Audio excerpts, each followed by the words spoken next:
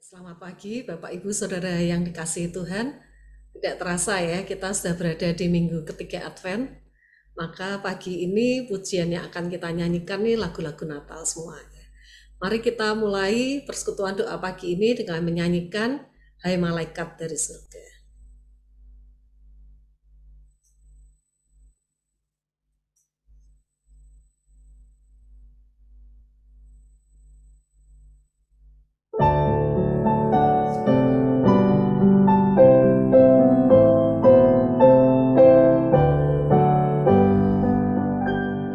Hai malaikat dari surga, atas bumi kabarkan warta selamat dari dosa, Al-Masih dilahirkan.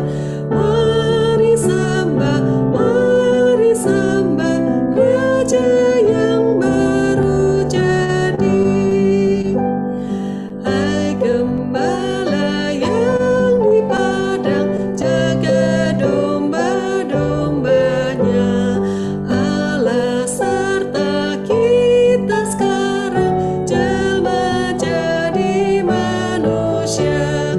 Mari sembah Raja yang baru jadi.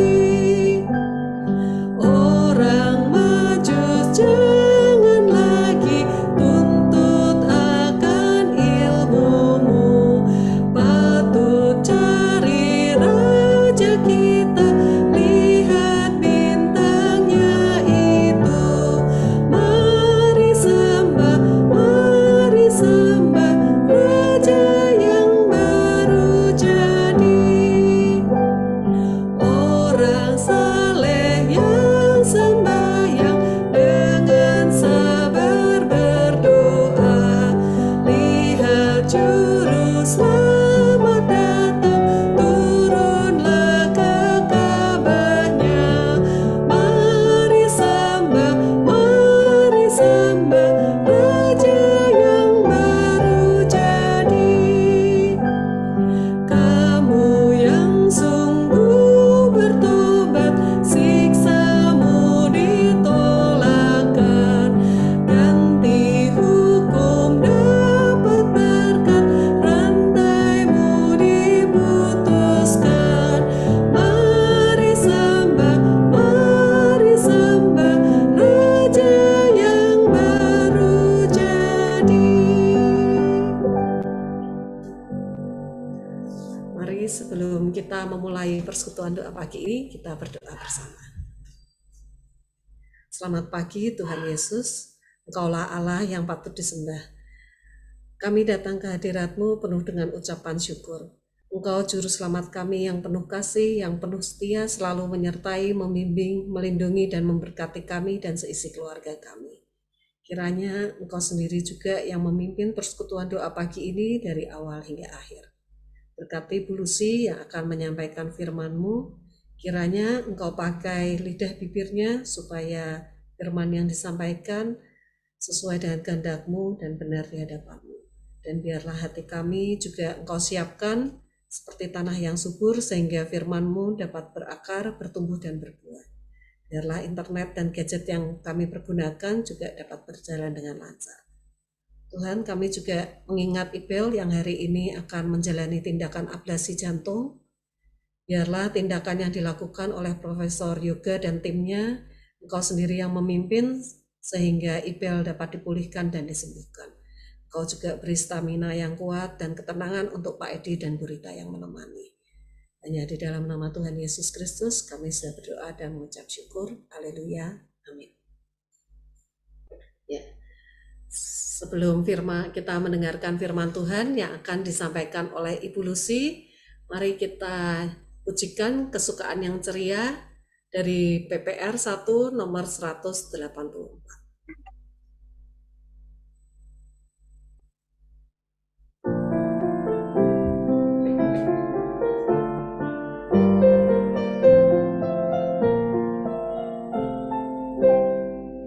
Kesukaan yang ceria hanya ada padamu,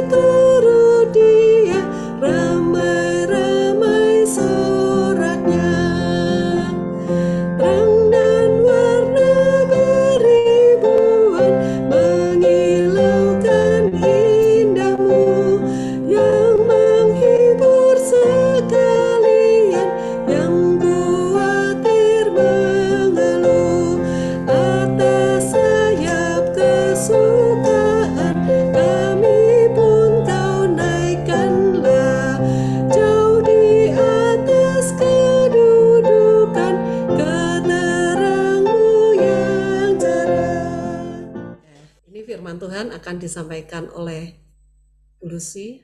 Selamat pagi semuanya. Terima kasih untuk pagi ini kita bisa bersama-sama bersekutu. Sebelumnya doa lagi ya.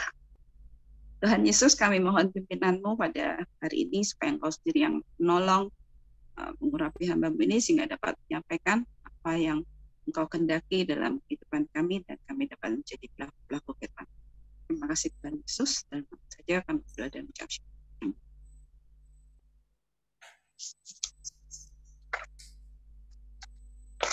Pagi ini kita bersama-sama akan belajar mengenai para gembala.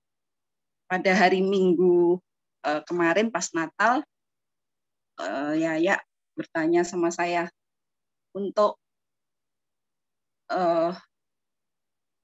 tema kali ini apa gitu kan. Saya sebenarnya udah nyiapin yang lain gitu ya, belum terlalu siap, cuman udah ada bayangan.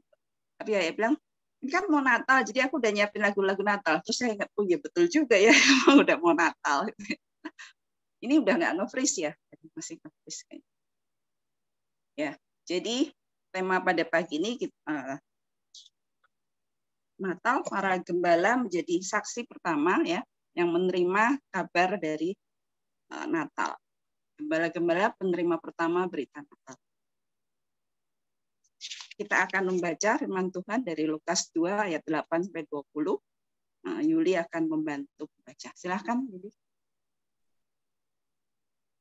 Ya, pembacaan pagi ini dari Lukas 2 ayat 8 sampai 20. Gembala-gembala. Di daerah itu ada gembala-gembala yang tinggal di padang menjaga kawanan ternak mereka pada waktu malam. Tiba-tiba berdirilah seorang malaikat Tuhan di dekat mereka, dan kemuliaan Tuhan bersinar meliputi mereka dan mereka sangat takut. Lalu kata malaikat itu kepada mereka, "Jangan takut, sebab sesungguhnya aku memberitakan kepadamu kesukaan besar untuk seluruh bangsa. Hari ini telah lahir bagimu juru selamat, yaitu Kristus Tuhan di kota Daud. Dan inilah tandanya bagimu, kamu akan menjumpai seorang bayi dibungkus dengan lampin dan terbaring di dalam palungan." Dan tiba-tiba tampaklah bersama-sama dengan malaikat itu sejumlah besar bala tentara surga yang memuji Allah, katanya, "Kemuliaan bagi Allah di tempat yang maha tinggi dan damai sejahtera di bumi di antara manusia akan yang berkenan kepadanya." Setelah malaikat-malaikat itu meninggalkan mereka dan kembali ke surga, gembala-gembala itu berkata seorang kepada yang lain, "Marilah kita pergi ke Bethlehem untuk melihat apa yang terjadi di sana, seperti yang diberitahukan Tuhan kepada kita." Lalu mereka cepat-cepat berangkat dan menjumpai Maria dan Yusuf dan bayi itu yang sedang berbaring di dalam palungan. Dan ketika mereka melihatnya, mereka memberitahukan apa yang telah dikatakan kepada mereka tentang anak itu. Dan semua orang yang mendengarnya heran tentang apa yang dikatakan gembala-gembala itu kepada mereka. Tetapi Maria menyimpan segala perkara itu di dalam hatinya dan merenungkannya. Maka kembalilah gembala-gembala itu sambil memuji dan memuliakan Allah karena segala sesuatu yang mereka dengar dan mereka lihat, semuanya itu sesuai dengan apa yang telah dikatakan kepada mereka. Terima kasih Yuli. Ya. Saya waktu membaca tentang kisah Natal ini dari Lukas 2, terus tertarik dengan gembala-gembala. Kenapa selalu kok banyak sekali gembala-gembala dalam Alkitab ya? Ini yang pertama menerima berita Natal itu para gembala. Terus Tuhan Yesus sendiri bilang dia adalah gembala yang baik. Lalu Petrus yang seorang penjala ikan dikasih tugas sama Tuhan untuk mengembalakan domba-dombanya. Terus masih banyak perumpamaan tentang gembala, ya, domba yang hilang. Jadi saya pikir, oh rupa-rupanya gembala ini memang termasuk profesi yang penting bagi masyarakat di Israel pada saat itu. Ya. Walaupun pekerjaan mereka sebenarnya bukan pekerjaan yang upahnya besar atau menguntungkan, tapi itu karena itu ada dalam kehidupan sehari-hari. Mereka punya tugas untuk menjaga domba-domba, ya. Mereka biasanya bukan yang pemilik domba, tapi hanya orang upahan bayaran. Tapi walaupun mereka itu kerjaannya sepertinya rendah, tapi termasuk penting karena domba kan itu untuk suplai makanan. Terus selain itu juga untuk korban bakaran di Bait Allah gitu. Jadi kalau misalkan ada orang yang pada perayaan-perayaan tertentu perlu korban domba, terus juga ada yang untuk penebusan dosa juga pakai domba. Jadi walaupun sepertinya mereka tidak berarti, tapi ternyata termasuk kerjaan yang penting. Ya. Kalau status sosial para gembala itu juga termasuk statusnya tuh tidak bagus, karena buat mereka itu dianggap orang yang rendahan. Biasanya sekolahnya tidak sampai tinggi gitu ya, pendidikannya rendah.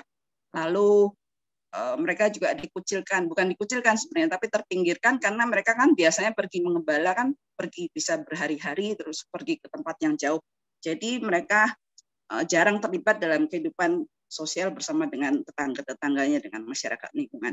Dalam kehidupan beragama pun bisa dibilang mereka bukan penganut agama yang bagus gitu ya, dianggap ya orang yang lebih berdosa lah, karena mereka sering pergi, jadi mereka tidak banyak untuk terlibat dalam kegiatan di Bait Allah. Mungkin untuk saat-saat minggu Sabat juga mereka tidak bisa ikut dalam ibadah gitu ya. Terus banyak ritual-ritual gereja yang mereka harus lewati.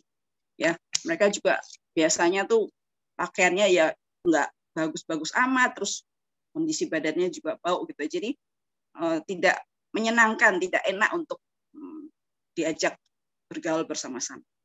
Tapi sungguh luar biasa, kok pada saat itu malaikat tuh datangnya justru kepada para gembala gitu. Jadi saya tertarik, apa ya gitu ya? Mengapa begitu? Apa karena mereka yang lagi melekan gitu ya? Tapi bisa juga kan yang lain mungkin ada yang melek. Apa kalau malaikat di dalam ruangan juga nggak muat gitu kan? Pasti muat juga gitu. Siapa tahu para imam juga ada yang berdoa terus atau malaikatnya muncul masih tahu ada nih. Kan bisa juga gitu ya. Pasti ruangannya pasti nggak bisa membatasi para malaikat itu ya. Jadi karena itu saya tertarik untuk membahas tentang gembala-gembala pada pagi hari ini.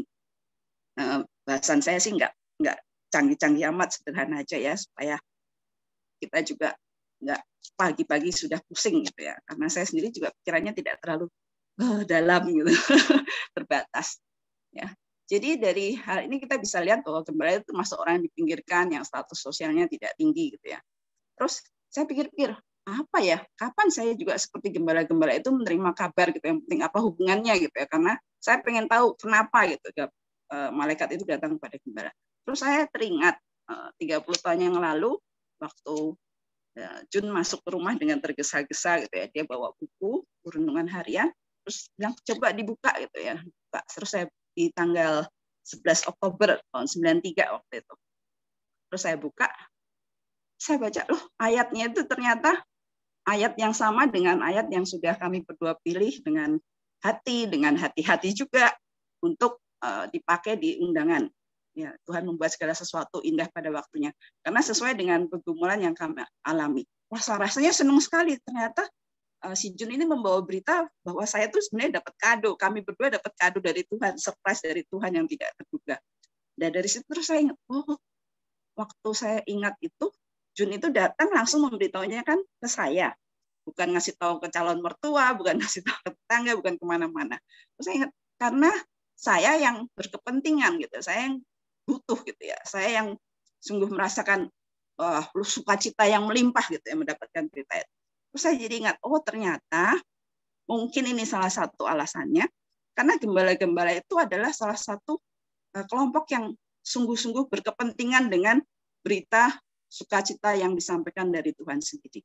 Ya, sebagai kelompok yang terpinggirkan, yang mungkin banyak mengalami penindasan dan bagaimana, mereka tuh pasti sangat menantikan kehadiran Mesias, Sang Juru Selamat itu.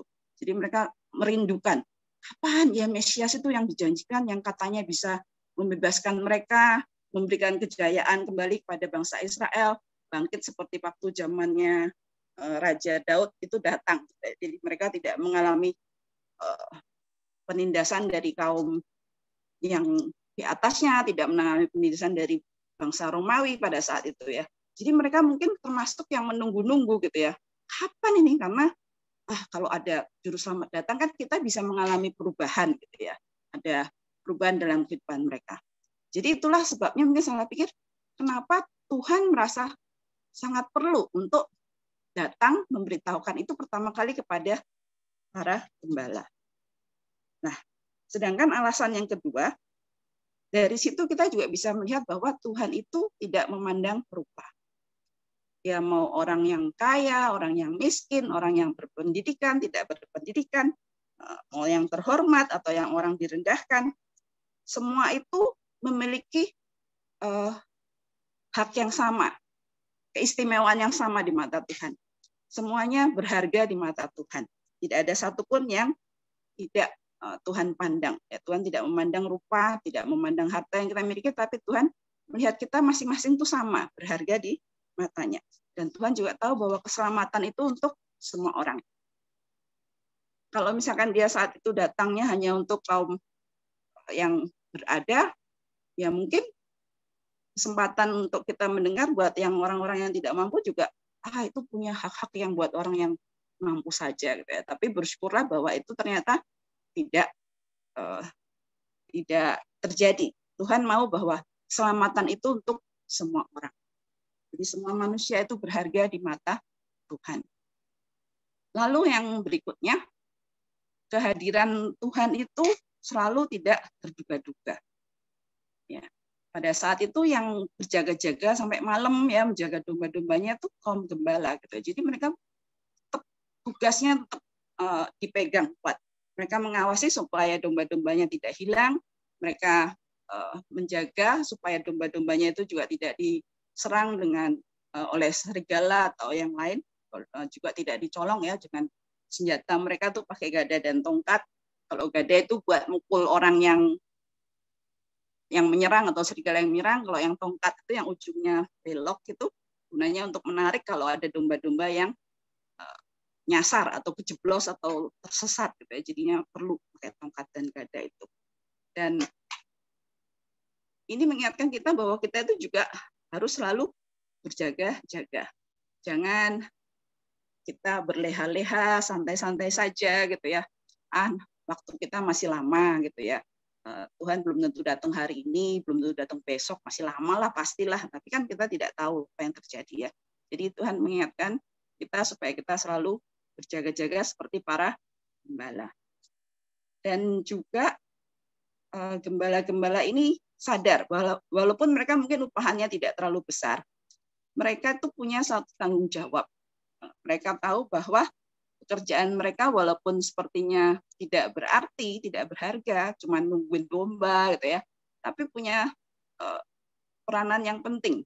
Karena kalau domba-dombanya hilang semua, mereka bukan hanya dapat marah gitu ya, tapi untuk suplai makanan, untuk persediaan makanan juga bisa berkurang gitu ya bagi orang-orang yang butuh gitu ya. Terus untuk korban bakaran di Bait Allah juga kurang gitu ya, susah nyarinya. Mungkin harga dombanya jadi mahal juga gitu ya. Jadi mereka punya kesadaran untuk menjaga dengan baik domba-dombanya. Ya, jadi mereka tetap berjaga-jaga dengan penuh tanggung jawab setia pada tugasnya.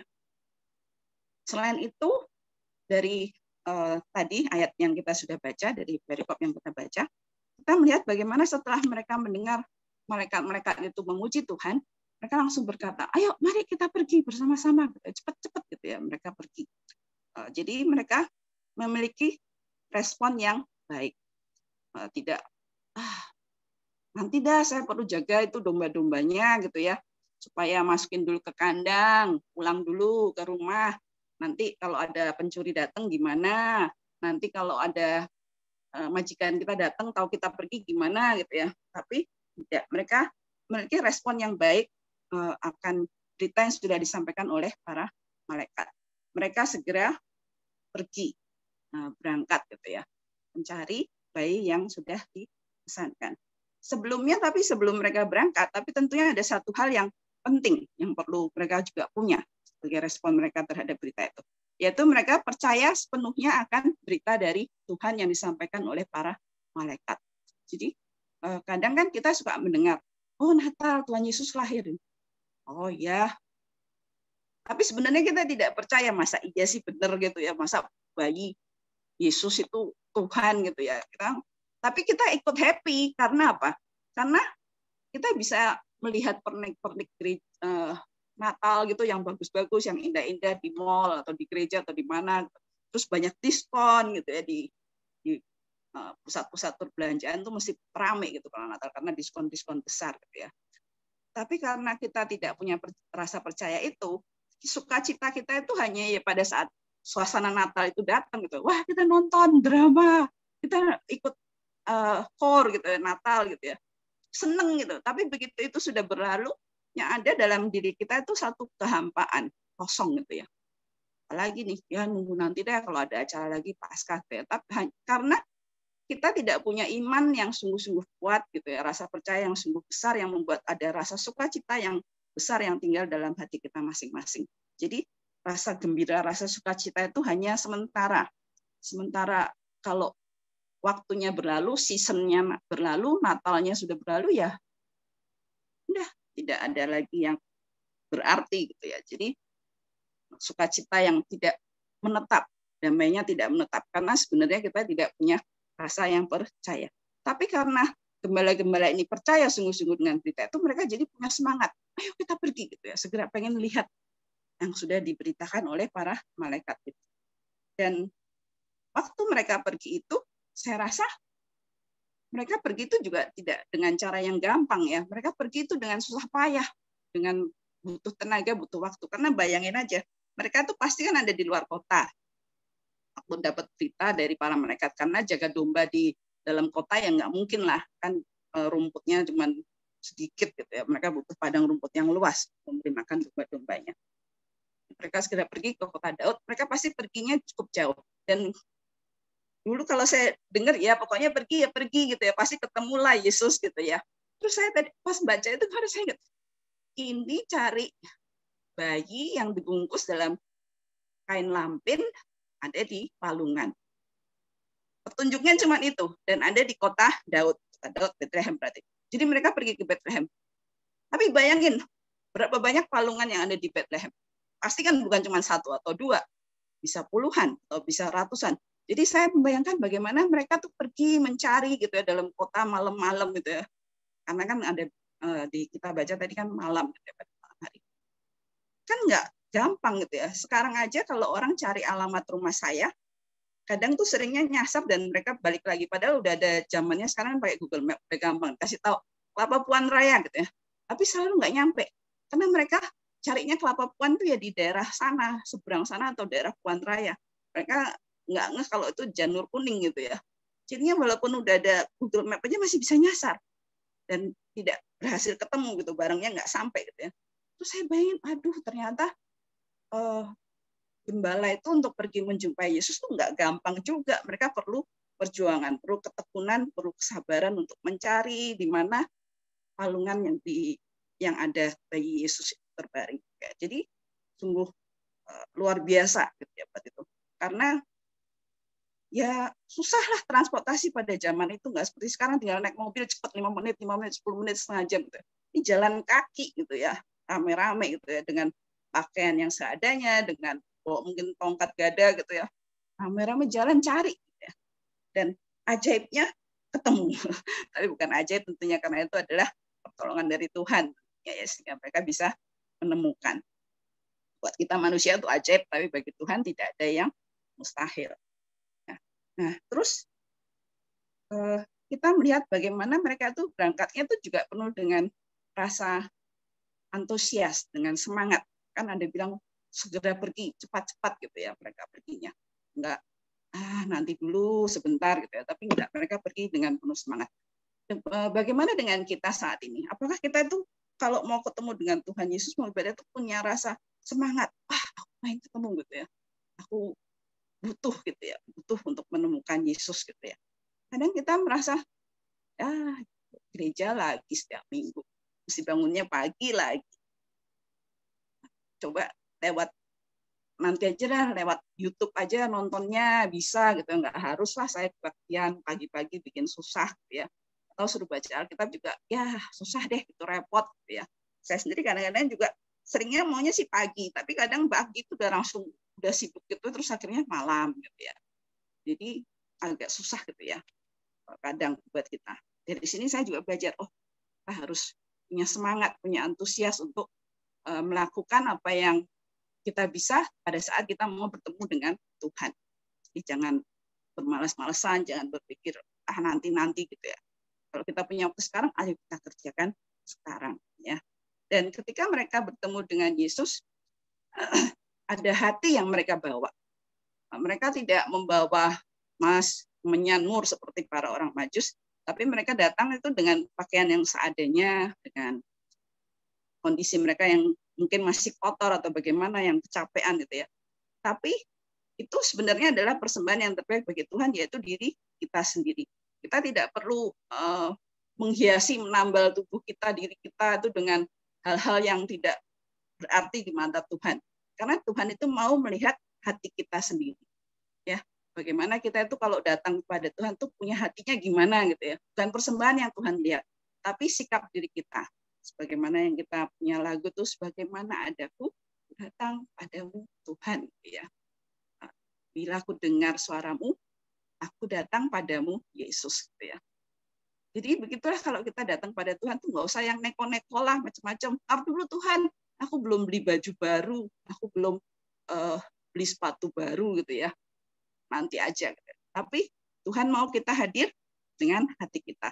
Tentu saja ya, bukan berarti kalau kita ke gereja atau ketemu Tuhan terus dengan pakaian yang semau-maunya, kita selalu berusaha untuk yang terbaik. Tapi ada saat-saat tertentu di mana butuh untuk saat itu juga kita ada keperluan untuk misalkan pelayanan atau bagaimana ya, hadirlah tanpa menunda-nunda. Karena Tuhan perlu hati kita. Tuhan tidak perlu dengan tambahan-tambahan yang lain. Ya. Ketika mereka pergi bertemu dengan Tuhan Yesus, tuh mereka terus hatinya penuh melimpah dengan sukacita, dengan kegembiraan. Mereka lalu juga memberitahukan apa yang mereka sudah lihat, mereka sudah dengar dari para malaikat. Jadi mereka itu sebenarnya merupakan satu penginjil. Yang pertama tentang kabar baik, ya kan Injil itu kan kabar baik tentang Yesus ya. Jadi ketika mereka memberitahukan pada orang-orang, tadi itu saya ketemu malaikat. Wah, mereka cerita pergi ke sana ke kota Daud. Nanti ketemu bayi di dalam palungan. Terus ada kemuliaan yang besar sekali, mereka memuji Tuhan Allah. Karena juru selamat sudah hadir, sudah lahir gitu ya.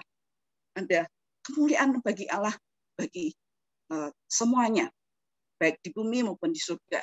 Terus Tuhan juga menyediakan damai sejahtera bagi manusia. Itu mereka ceritakan gitu ya. Dengan polosnya, mungkin dengan tidak pakai bahasa-bahasa yang canggih gitu ya.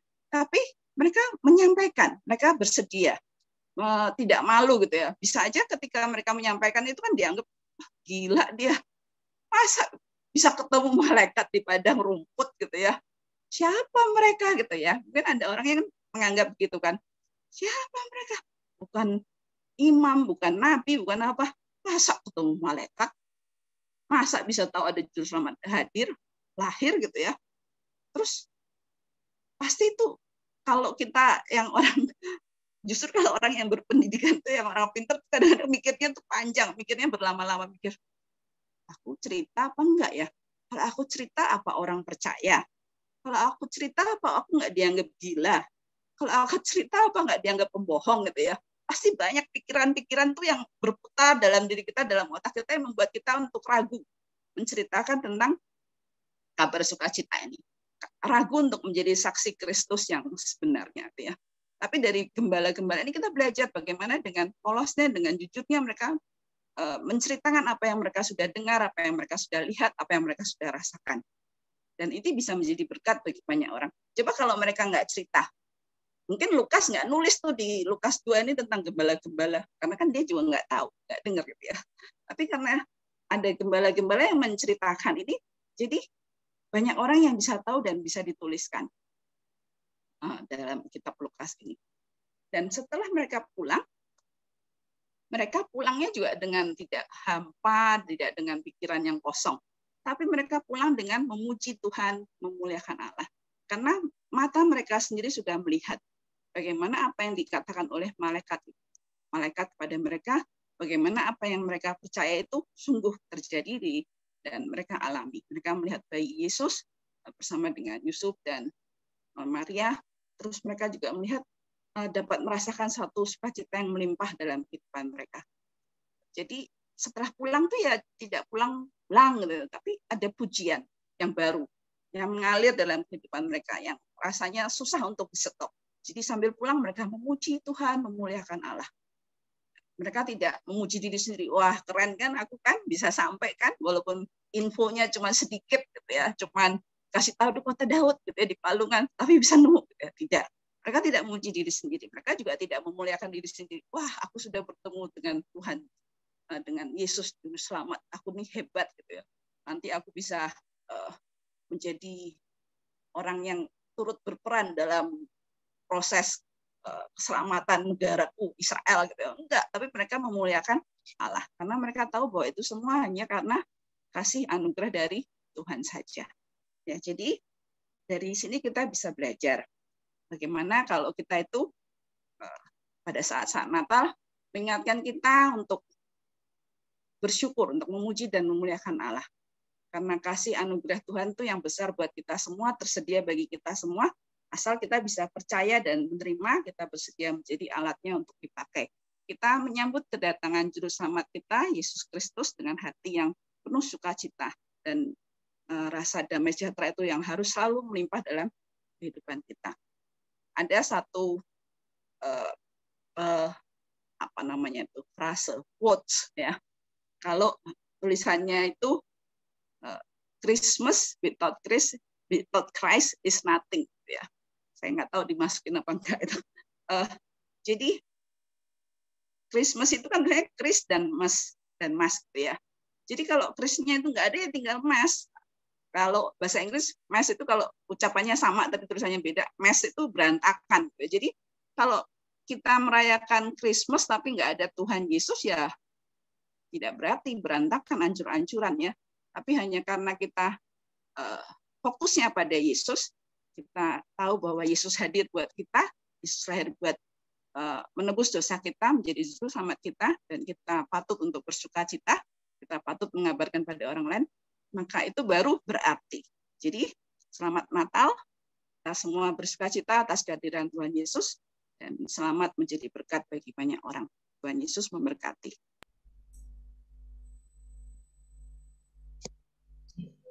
Terima kasih Bu Lucy yang telah menyampaikan firman Tuhan. Biarlah kita mau ya seperti gembala yang percaya, mau pergi dengan antusias mencari Yesus, mau memberitakan kabar baik ini, dan mau selalu memuji dan memuliakan Tuhan. Selanjutnya, mari kita berdoa syafaat bersama. Pokok doa kemarin sudah saya bagikan ya. Mungkin yang belum menerima bisa ikut mendoakan dari salah satu pokok doa ini. Nanti doa penutup akan disampaikan oleh Saudara Nikolas.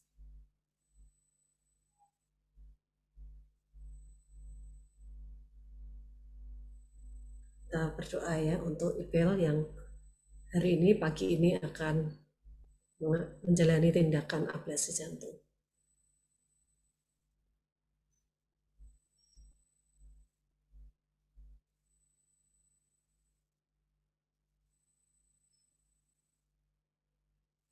Jangan lupa yang mau mendaftar mini medical check up besok terakhir pendaftarannya ya.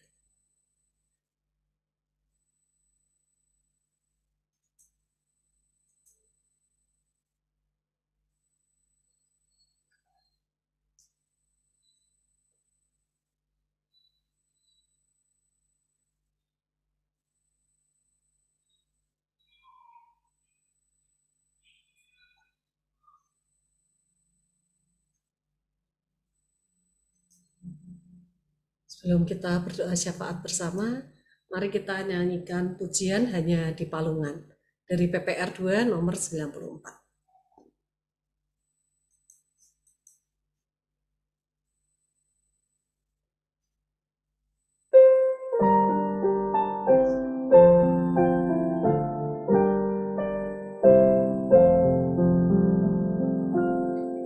hanya di balungan tempat tidurnya Tuhan Yesus kecil terbaring mungil, bintang di langit jadi saksi sepi. Tuhan Yesus kecil di atas rami. Hewan melenggu bangunkan sang bayi, namun Yesus kecil tidak menangis. Ku cinta kau Yesus, Dia dari surga, jaga tidurku hingga fajar tiba. Oh Yesus dekat padaku, pintaku, jangan tinggalkanku, itu doaku. Berkati semua anak dengan rahmat-Mu, siapkan kami hidup di rumah-Mu. Mari kita berdoa syafaat bersama. Bapa, kami terus mau menyerahkan untuk setiap kami, seluruh jemaat dari GKMI Pengharapan ke dalam tangan-Mu. Kami tidak bisa menyebutkan satu persatu, tapi Engkau yang mengenal setiap kami, Engkau yang tahu nama setiap kami, Engkau yang tahu setiap pergumulan dan masalah yang kami hadapi. Dan kiranya Engkau yang juga boleh terus memimpin, membimbing kami dalam apapun yang kami hadapi, sehingga kami pun boleh menjalani kehidupan kami dengan hati yang boleh terus percaya kepada Tuhan. Dan di momen Natal ini pun kami boleh menikmati, kami boleh kembali merasakan betapa luar biasanya kasih Tuhan melalui kelahiran-Mu, kedatangan-Mu ke dalam dunia ini ya Tuhan. Terima kasih Bapa. Hanya di dalam nama Tuhan Yesus, kami mau serahkan setiap doa-doa kami ini ke dalam tangan-Mu. Amin. Kita pujikan Bapa, terima kasih. Terima kasih Bapa, terima kasih Bapa di dalam surga, ku berterima kasih. Amin. Bapak Ibu saudara, silakan mengambil saat teduh sejenak.